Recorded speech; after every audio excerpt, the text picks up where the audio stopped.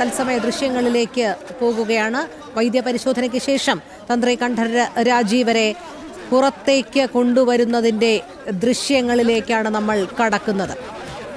മാധ്യമങ്ങൾ അദ്ദേഹത്തിൻ്റെ പ്രതികരണം ആരായുന്നുണ്ട്. പക്ഷേ നിലവിൽ ഇതുവരെ തന്ത്രി യാതൊരു തരത്തിലുള്ള പ്രതികരണവും നടത്തിയിട്ടില്ല. തിരിച്ചിറങ്ങുമ്പോഴും അദ്ദേഹം പ്രതികരിക്കാൻ തയ്യാറാകുന്നില്ല എന്നുള്ളത് തന്നെയാണ്. അദ്ദേഹം വാഹനത്തിനുള്ളിലേക്ക് കയറുകയാണ്. അദ്ദേഹം യാതൊരു തരത്തിലുള്ള പ്രതികരണവും ഇപ്പോൾ നിലവിൽ മാധ്യമങ്ങൾക്ക് മുൻപാകെ നടത്തിയിട്ടില്ല. ദിസ്ന, പറയൂ. തന്ത്രിയുടെ വൈദ്യപരിശോധന പൂർത്തിയായി ജനറൽ ആശുപത്രിയിൽ നിന്നും പുറപ്പെട്ടിരിക്കുന്നു. ദിസ്ന, യാതൊരു തരത്തിലുള്ള പ്രതികരണവും തന്ത്രി നടത്തിയിട്ടില്ല എന്നുള്ളതാണ്.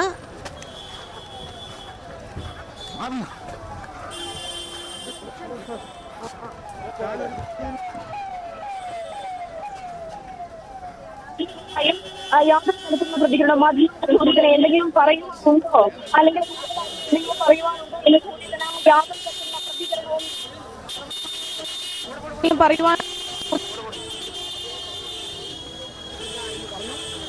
തന്നെയാണ് ഏറ്റവും പ്രധാനമായും എടുത്തു പറയേണ്ടത്. എന്തായാലും വൈദ്യപരിശോധന പൂർത്തിയാക്കി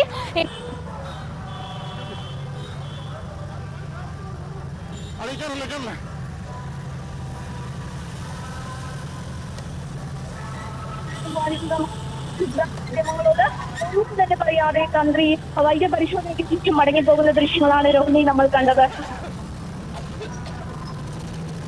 ശരി, പ്രജിത്തിലേക്ക് പോവുകയാണ്. പ്രജിത്ത്, തന്ത്രി കണ്ഠർ രാജീവരുടെ വൈദ്യപരിശോധന പൂർത്തിയായി കഴിഞ്ഞിരിക്കുന്നു. നമ്മൾ നേരത്തെ സംസാരിച്ചു കൊണ്ടിരുന്നത് തന്ത്രിയുടെ അറസ്റ്റുമായി ബന്ധപ്പെട്ട് ഉയരുന്ന ചില ചോദ്യങ്ങളാണ്. SITക്ക് ഏതെങ്കിലും തരത്തിലുള്ള സമ്മർദ്ദം ഉണ്ടായിട്ടുണ്ടോ എന്നുള്ളതും ചോദ്യം ചെയ്യലിൽ അതുകൊണ്ടാണോ ഇത്തരത്തിലുള്ളൊരു അറസ്റ്റിലേക്ക് കടന്നത് എന്നുമുള്ള ചില സംശയങ്ങൾ നിഴലിക്കുന്നുണ്ട് എന്ന് തന്നെയാണ്. എന്തായാലും അത്തരത്തിലുള്ള സംശയങ്ങൾക്ക് പ്രസക്തിയുണ്ട് എന്ന് തന്നെ പറയേണ്ടിയിരിക്കുന്നു. കാരണം രാഷ്ട്രീയ നേതൃത്വത്തിലേക്ക് എന്തുകൊണ്ട് പോലീസിന് കടക്കാൻ കഴിയുന്നില്ല? പ്രത്യേക അന്വേഷണ സംഘം വലിയ രീതിയിലുള്ള കാലതാമസം വരുത്തുന്നു. ഇപ്പോൾ ഏറ്റവും ഒടുവിലായി കടകംപള്ളി സുരേന്ദ്രനിലേക്ക് എത്തി നിൽക്കേണ്ടുന്ന ആ സാഹചര്യമാണ് തന്ത്രിയെ അറസ്റ്റ് ചെയ്തതിലൂടെ വഴിമാറ്റി പിടിക്കുന്നത് എന്നതടക്കമുള്ള കാര്യങ്ങൾ കൂടി പൊതുസമൂഹത്തിൽ നിന്ന് ഉയരുന്നുണ്ട്. നമ്മൾ അതുമായി ബന്ധപ്പെട്ടാണ് ചർച്ച ചെയ്തുകൊണ്ടിരുന്നത്. എന്തായാലും നമുക്കിപ്പോൾ തന്ത്രി കണ്ഠർ രാജീവർ അറസ്റ്റിലായതിനെ എങ്ങനെ നോക്കിക്കാണാം?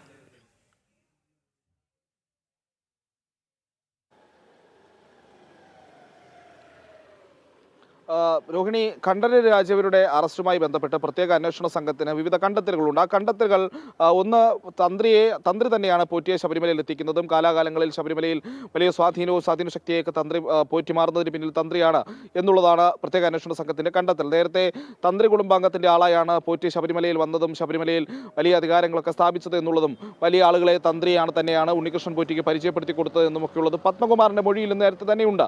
ഇതിൽ കണ്ടെത്തലുകൾ എന്തായാലും അവിടെ നിൽക്കട്ടെ. ഈ ഒന്ന് പ്രധാനപ്പെട്ട കാര്യം എന്നുള്ളത് ഉണ്ണികൃഷ്ണൻ പോറ്റിയുമായിട്ടുള്ള ബന്ധം തന്നെയാണ് പ്രത്യേക അന്വേഷണ സംഘം ഇതിൽ ഏറ്റവും പ്രധാനപ്പെട്ടതായി എടുത്തു കാണിക്കുന്നത് എന്നുള്ളതാണ്.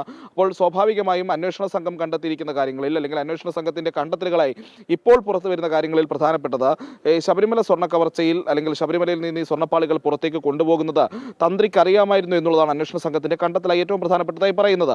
ഇത് തന്ത്രിയുടെ മൗനാനുവാദത്തോടെയായിരുന്നു. ഇങ്ങനെയുള്ള പാളികൾ പുറത്തേക്ക് പോകുന്നതിനെ തന്ത്രി തടയാൻ ശ്രമിച്ചിട്ടില്ല തുടങ്ങിയിട്ടുള്ള കാര്യങ്ങളാണ് അന്വേഷണ സംഘം കണ്ടെത്തിയിരിക്കുന്നത്. പക്ഷേ അവിടുത്തെ പ്രധാനപ്പെട്ട സംശയം എന്നുള്ളത് കഴിഞ്ഞ ദിവസം പത്മകുമാറിന്റെ ജാമ്യാപേക്ഷയുമായി ബന്ധപ്പെട്ട് പ്രത്യേക അന്വേഷണ സംഘം കൊടുത്ത സ്റ്റേറ്റ്മെന്റിൽ അല്ലെങ്കിൽ പത്മകുമാറിന്റെ ജാമ്യാപേക്ഷ എതിർക്കുമ്പോൾ ഈ കാര്യങ്ങളെല്ലാം ഇപ്പോൾ എന്താണോ അന്വേഷണ സംഘം തന്ത്രിക്കെതിരെ കണ്ടെത്തിയിരിക്കുന്നത്, പ്രത്യേകിച്ച് സ്വർണ്ണപ്പാളികൾ പുറത്തേക്ക് കടത്തിയതുമായി ബന്ധപ്പെട്ടുള്ള കാര്യങ്ങളാണ് പറയുന്നത്.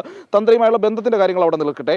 സ്വർണ്ണപ്പാളികൾ പുറത്തേക്ക് കടത്തിയതുമായി ബന്ധപ്പെട്ട് തന്ത്രിക്ക് കൃത്യമായ അറിവില്ലായിരുന്നു എന്നുള്ളത് തന്നെയാണ് അന്വേഷണ സംഘം പറയുന്നത്. അന്വേഷണ സംഘത്തിന്റെ ആ റിപ്പോർട്ടിലെ പരാമർശങ്ങളിലേക്ക് നമ്മൾ പോവുകയാണെങ്കിൽ, ഒന്ന്, ഈ സ്വർണ്ണപ്പാളികൾ പുറത്തേക്ക് കൊണ്ടുപോകുന്നതിന് അനുജ്ഞ വാങ്ങിയിട്ടില്ല, കട്ടിളപ്പാളികൾ കൊണ്ടുപോകുന്ന കാര്യത്തിൽ തന്ത്രിക്ക് അറിവുണ്ടായിരുന്നില്ല, അതോടൊപ്പം തന്നെ ഈ പറയുന്ന പല കാര്യങ്ങളും തന്ത്രിയെ അറിയിച്ചിരുന്നില്ല, തന്ത്രിയുടെ അനുവാദം വാങ്ങിച്ചിട്ടില്ല എന്നൊക്കെയാണ് പറയുന്നത്. പത്മകുമാറിന്റെ വാദങ്ങളെ തള്ളിക്കൊണ്ടാണ് കോടതിയിൽ ഇത്തരമൊരു സ്റ്റേറ്റ്മെന്റ് നടത്തിയിരിക്കുന്നതെന്ന് ആലോചിക്കണം.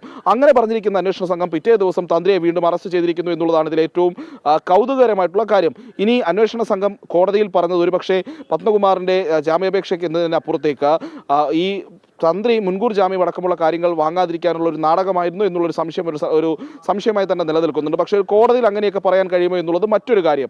ഓക്കെ, ഇനി തന്ത്രിയുമായിട്ടുള്ള ബന്ധവും തന്ത്രിയും ഉണ്ണികൃഷ്ണൻ പോറ്റിയുമായിട്ടുള്ള ബന്ധവും ഉണ്ണികൃഷ്ണൻ പോറ്റിക്ക് തന്ത്രി ശബരിമലയിൽ കൊടുത്ത സൗകര്യങ്ങളും ഒക്കെയാണ് അന്വേഷണ സംഘം ഇതിലെ കുറ്റമായി കാണുന്നതെങ്കിൽ അത് എന്താണെങ്കിലും കോടതി തീരുമാനിക്കട്ടെ. പക്ഷെ കാണുന്നതെങ്കിൽ സ്വാഭാവികമായും കടകംപള്ളി സുരേന്ദ്രനെതിരെയും ഇതേ രീതിയിലുള്ള പരിശോധനയും ഇതേ രീതിയിലുള്ള നടപടികളും ഉണ്ടാകേണ്ടത് എന്നുള്ളതാണ് പ്രധാനപ്പെട്ട ചോദ്യം. ശബരിമലയിലെ തന്ത്രി ശബരിമലയിൽ ഒരുക്കി നൽകുന്ന സൗകര്യത്തെക്കാൾ കേരളത്തിലെ ദേവസ്വം ബോർഡ് ഭരിക്കുന്ന മന്ത്രി ശബരിമലയിൽ ഒരുക്കി നൽകുന്ന സൗകര്യങ്ങൾ എന്നുള്ളത് വളരെ വലുതായിരിക്കുമെന്ന് നമുക്കറിയാൻ കഴിയും. ശബരിമല മാത്രമല്ല, കേരളത്തിലെ ദേവസ്വം ബോർഡുമായി ബന്ധപ്പെട്ട എല്ലാ കാര്യങ്ങളിലും ദയവായി തുടരുക. ദിസ്നയിലേക്ക് പോകുന്നു. ദിസ്ന, ജനറൽ ആശുപത്രിയിൽ എത്തിയ തന്ത്രി കണ്ഠരര് രാജീവര് ആദ്യഘട്ടത്തിൽ പ്രതികരിക്കാൻ തയ്യാറായില്ല. തിരിച്ച് അദ്ദേഹം ഇറങ്ങുമ്പോൾ വലിയ തിക്കും തിരക്കും ഒക്കെ മാധ്യമങ്ങളുടെ ഭാഗത്തു നിന്നും ഉണ്ടായിരുന്നു. പക്ഷേ കുറ്റം ചെയ്തിട്ടുണ്ടോ എന്നുള്ളൊരു ചോദ്യത്തിന് ഇല്ല എന്നുള്ള പ്രതികരണം ഉണ്ടായി എന്നാണ് മനസ്സിലാക്കാൻ കഴിയുന്നത്. കുടുക്കിയത് എന്നും തന്ത്രി പറയുകയുണ്ടായി. അതുമായി ബന്ധപ്പെട്ട് നമുക്ക് മനസ്സിലാക്കാൻ കഴിയുന്ന വിവരങ്ങൾ എന്തൊക്കെയാണ് ദിസ്ന?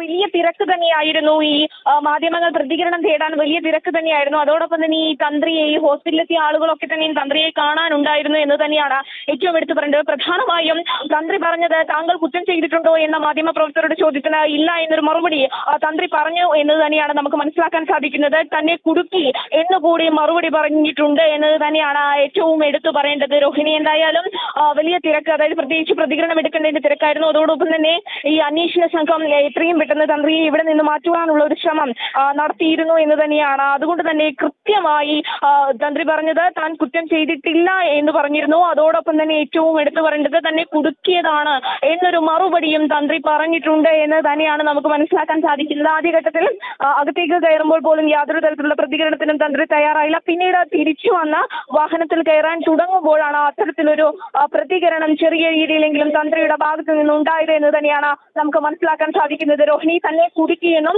അതോടൊപ്പം തന്നെ താൻ ഈ സംഭവത്തിൽ യാതൊരു തെറ്റും ചെയ്തിട്ടില്ല എന്നൊരു കാര്യം കൂടി തന്ത്രി പറഞ്ഞു വെക്കുകയാണ്. ഈ തന്ത്രിയുടെ പ്രതികരണം കൂടി വരുമ്പോൾ ആർക്കൊക്കെയാണ് വിരൽ ചൂണ്ടുന്നത്, അല്ലെങ്കിൽ ആരൊക്കെയാണ് യഥാർത്ഥ പ്രതികൾ എന്നത് തന്നെയാണ് ഈ മനസ്സിലാക്കേണ്ടത്. രോഹിണി, അതെ ദിസ്ന, തന്ത്രിയുടെ വാക്കുകൾക്ക് ഏറെ പ്രാധാന്യമുണ്ട്, പ്രസക്തിയുണ്ട്. അതുകൊണ്ടാണ് മാധ്യമങ്ങൾ ഒന്നാകെ തന്ത്രിയുടെ പ്രതികരണം ആരായുന്നതിനേക്കായി എത്തിച്ചേർന്നത്. അല്പം തിരക്ക് അനുഭവപ്പെട്ടതുകൊണ്ടാണ് എല്ലാ മാധ്യമങ്ങൾക്കും ഒരുപക്ഷെ അത് കേൾക്കാൻ സാധിക്കാത്തതും. എന്തായാലും താങ്കൾ കുറ്റം ചെയ്തിട്ടുണ്ടോ എന്നുള്ള ചോദ്യത്തിന് ഇല്ല എന്നുള്ള മറുപടി വന്നിട്ടുണ്ട് എന്ന് തന്നെയാണ് മനസ്സിലാക്കാൻ കഴിയുന്നത്. കുടുക്കിയത് എന്നും തന്ത്രി കൂട്ടിച്ചേർക്കുകയുണ്ടായി. ഈ വാക്കുകൾക്ക് വളരെ ചുരുങ്ങിയ വാക്കുകളിലാണ് അദ്ദേഹം അത് പറഞ്ഞു വയ്ക്കുന്നതെങ്കിൽ പോലും അതിനേറെ പ്രസക്തിയുണ്ട്, പ്രാധാന്യമുണ്ട്. കാരണം താൻ തെറ്റ് ചെയ്തിട്ടില്ല, തന്നെ കുടുക്കിയതാണ് എന്ന് പറയുമ്പോൾ മറ്റ് ചിലർ ചേർന്ന് വളരെ വിദഗ്ധമായി തന്ത്രപൂർവ്വം തന്ത്രിയെ ഇതിലേക്ക് വലിച്ചിഴയ്ക്കുകയാണ് എന്നുള്ളൊരു സൂചന തന്നെയല്ലേ വരുന്നത്?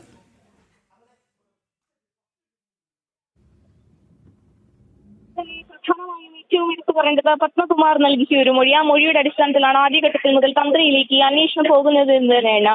പക്ഷെ പത്മകുമാർ മൊഴി നൽകിയ ഉന്നതരിലേക്ക് ഈ അന്വേഷണം എത്തിയിട്ടില്ല എന്നത് തന്നെയാണ് ഏറ്റവും എടുത്തു പറയേണ്ടത്. ഇവിടെ തന്ത്രി പറഞ്ഞത് കൂടുതൽ വ്യക്തമായി കേൾക്കുമ്പോൾ താൻ തെറ്റ് ചെയ്തിട്ടില്ല, സ്വാമി ശരണം എന്നുകൂടി തന്ത്രി പറയുന്നുണ്ട് എന്ന് തന്നെയാണ് നമുക്കിപ്പോൾ മനസ്സിലാക്കാൻ സാധിക്കുന്നത്. അപ്പോൾ ഇപ്പോഴും പ്രധാനമായും തന്ത്രി പറഞ്ഞു വെക്കുന്നത് താൻ ഇതിൽ കുടുക്കി, അതായത് തന്നെ ആരൊക്കെയോ ചേർന്ന് കുടുക്കി എന്ന് തന്നെയാണ് തന്ത്രി പ്രധാനമായും പറയുന്നത്. താൻ ഇത്തരത്തിലൊരു കുറ്റം ചെയ്തിട്ടില്ല എന്നുകൂടി തന്ത്രി പറയുകയാണ്. രോഹിണി, പ്രധാനമായും രോഹിണി സൂചിപ്പിച്ചതുപോലെ തന്നെ തന്ത്രിയുടെ പ്രതികരണത്തിന് ഏറെ പ്രാധാന്യമുണ്ടായിരുന്നു. ഈ കേസുമായി ബന്ധപ്പെട്ട വലിയ രീതിയിലുള്ള പ്രാധാന്യം തന്ത്രിയുടെ പ്രതികരണത്തിനുണ്ടായിരുന്നു. അതുകൊണ്ട് തന്നെയാണ് വലിയ രീതിയിലുള്ള ഒരു തിക്കും തിരക്കും ഈ മാധ്യമ പ്രവർത്തകരുടെ ഉൾപ്പെടെ, അല്ലെങ്കിൽ പുറമെ നിന്ന് ഈ വൈദ്യപരിശോധനയ്ക്ക് തന്ത്രി എത്തുമെന്നറിഞ്ഞുകൊണ്ട് നിരവധി ജനങ്ങളും ഇവിടെ എത്തിയിരുന്നു എന്ന് തന്നെയാണ് ഏറ്റവും എടുത്തു പറയേണ്ടത്. ആദ്യഘട്ടത്തിൽ വൈദ്യപരിശോധനയ്ക്ക് അകത്തേക്ക് കയറുമ്പോൾ യാതൊരു തരത്തിലുള്ള പ്രതികരണത്തിനും തന്ത്രി തയ്യാറായിരുന്നില്ല. പിന്നീട് പുറത്തേക്ക് ഇറങ്ങി വാഹനത്തിലേക്ക് കയറുന്നതിന് മുൻപ് മാധ്യമപ്രവർത്തകരുടെ ചോദ്യത്തിനാണ് ഇല്ല, തന്നെ കുടുക്കിയതാണ് സ്വാമി ശരണം എന്ന് മാത്രം തന്ത്രി പറഞ്ഞുകൊണ്ട് വാഹനത്തിനകത്തേക്ക് കയറുന്ന ഒരു ദൃശ്യങ്ങളാണ് നമ്മൾ അല്പസമയത്തിന് മുൻപ് കണ്ടത്. അത്തരത്തിൽ ആ പ്രതികരണം വലിയ പ്രാധാന്യത്തോടു കൂടിയാണ് നമുക്ക് കാണാൻ കഴിയുക.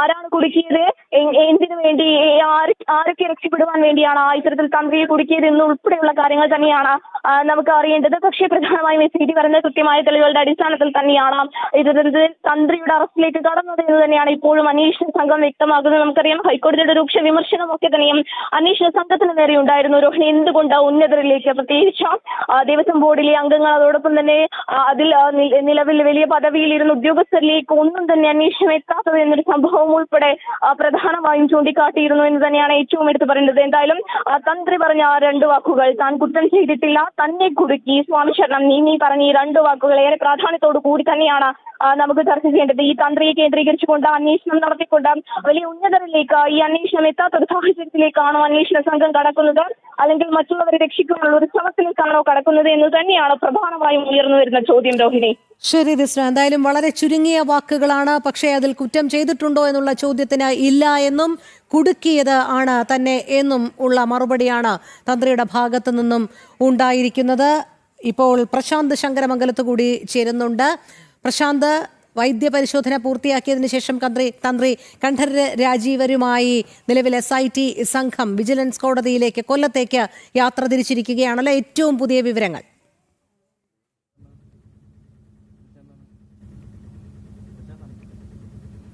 രോഹിണി, കൊല്ലത്തേക്ക് യാത്ര തിരിച്ചിരിക്കുകയാണ്. അല്പസമയം മുമ്പാണ് തിരുവനന്തപുരത്ത് ജനറൽ ആശുപത്രിയിൽ വൈദ്യപരിശോധന പൂർത്തിയാക്കിയത്. വൈദ്യപരിശോധന പൂർത്തിയാക്കിയ ഉടൻ തന്നെ കൊല്ലം വിജിലൻസ് കോടതിയിലേക്ക് വിജിലൻസ് ആസ്ഥാനത്തേക്ക് യാത്ര തിരിച്ചിരിക്കുകയാണ്. ഇപ്പോൾ പേട്ട കഴിഞ്ഞിരിക്കുന്നു എന്നാണ് നമ്മൾ മനസ്സിലാക്കാൻ കഴിയുന്നത്. വലിയ രീതിയിൽ പോലീസിൻ്റെ ഒരു സന്നാഹവും ഒപ്പം അനുഗമിക്കുന്നുണ്ട്. അതോടൊപ്പം തന്നെ മാധ്യമപ്രവർത്തകരും ഈ യാത്ര തിരിക്കുന്നുണ്ട്. തന്ത്രി കണ്ഠരര് രാജീവരുമായിട്ടാണ് ഇപ്പോൾ പോയിക്കൊണ്ടിരിക്കുന്നത്. വൈദ്യപരിശോധനയ്ക്ക് ശേഷം പുറത്തിറങ്ങിയ ഉടനെ തന്നെ പ്രതികരണം വന്നിരുന്നു. മാധ്യമപ്രവർത്തകരുടെ ചോദ്യത്തിന് താൻ കുറ്റം ചെയ്തിട്ടില്ല എന്നാണ് തന്ത്രിയുടെ പ്രതികരണം വന്നിരിക്കുന്നത്. താൻ കുറ്റം ചെയ്തിട്ടില്ലെന്ന് മാത്രമല്ല, തന്നെ കുടുക്കിയതാണ് സ്വാമി ശരണം എന്നാണ് പ്രതികരണം വന്നിരിക്കുന്നത്. നമുക്കറിയാം, ഈ കേസിൽ ഇപ്പോൾ ഈ നിലവിൽ ശബരിമല സ്വർണ്ണ കവർച്ചയുമായി ബന്ധപ്പെട്ട കേസിൽ CPM പ്രതിരോധത്തിലായിരിക്കുന്ന ഒരു സാഹചര്യമുണ്ട്. മാത്രമല്ല, ഇക്കഴിഞ്ഞ തദ്ദേശ സ്വയംഭരണ തെരഞ്ഞെടുപ്പിൽ അടക്കം തിരിച്ചടി നേരിടുന്ന ഒരു സാഹചര്യമൊക്കെ ഉണ്ട്. ആ ഒരു സാഹചര്യത്തിൽ CPMന് മറ്റൊരു വഴിയില്ല എന്നതാണ് ഇപ്പോൾ ഏറ്റവും മനസ്സിലാക്കേണ്ടത്. അതുകൊണ്ട് തന്നെയാണ് തന്ത്രിയെ കുടുക്കിക്കൊണ്ട്, തന്ത്രിയെ അറസ്റ്റ് ചെയ്തുകൊണ്ട് ഒരു നടപടിയിലേക്ക് ഇപ്പം ചെല്ലുന്നെത്തുന്ന ഒരു സാഹചര്യം ഉണ്ടായിരിക്കുന്നത്. ഇതിനു മുൻപിൽ, അതായത് കേസുമായി ബന്ധപ്പെട്ട് ഇതുവരെ അറസ്റ്റിലായിട്ടുള്ളവരെല്ലാവരും CPMൻ്റെ നേതാക്കളാണ്, ഉയർന്ന നേതാക്കളാണ്, ഉന്നത നേതാക്കളാണ്. ഇതെല്ലാം വലിയ രീതിയിൽ പ്രതികൂലമായ രീതിയിൽ തിരിച്ചടി നേരിടുന്ന ഒരു സാഹചര്യം നിലനിൽക്കുന്നു. അതോടൊപ്പം തന്നെ ഈ ഭക്തരായിട്ടുള്ള ആളുകളും അതോടൊപ്പം തന്നെ മറ്റ് പൊതുസമൂഹവും എല്ലാം CPMൻ്റെ പൊള്ളത്തരങ്ങളും കള്ളികളുമെല്ലാം പുറത്ത് അറിഞ്ഞ ഒരു സാഹചര്യമൊക്കെ നിലനിൽക്കുന്നുണ്ട്. ഇതൊക്കെ തന്നെയായിരുന്നു തെരഞ്ഞെടുപ്പിലെ തിരിച്ചടി നേരിടുന്ന ഒരു നിലയിലേക്ക് എത്തിയത്. വരാനിരിക്കുന്നത് നിയമസഭാ തെരഞ്ഞെടുപ്പാണ്. ആ നിയമസഭാ തെരഞ്ഞെടുപ്പ് മുന്നിൽ കണ്ടുകൊണ്ടാണ് ഇത്തരത്തിലൊരു നടപടിയിലേക്ക് എത്തിയിരിക്കുന്നത്.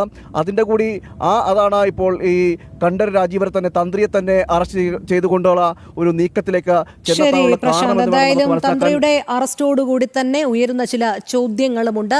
പ്രത്യേക അന്വേഷണ സംഘം ചോദ്യം ചെയ്യലുകൾക്ക് ശേഷം തന്ത്രി കണ്ഠരര് രാജീവരുടെ അറസ്റ്റ് രേഖപ്പെടുത്തുമ്പോൾ മന്ത്രിയെ രക്ഷിക്കാനോ തന്ത്രിയിലേക്ക് എന്നുള്ള ചോദ്യം കൂടി ഉയരുന്നുണ്ട്. വൈദ്യപരിശോധന പൂർത്തിയാക്കിയ ശേഷം ഇപ്പോൾ തന്ത്രി കണ്ഠരര് രാജീവുമായി SIT സംഘം കൊല്ലത്തേക്ക് വിജിലൻസ് കോടതിയിലേക്ക് യാത്ര തിരിച്ചിരിക്കുകയാണ്.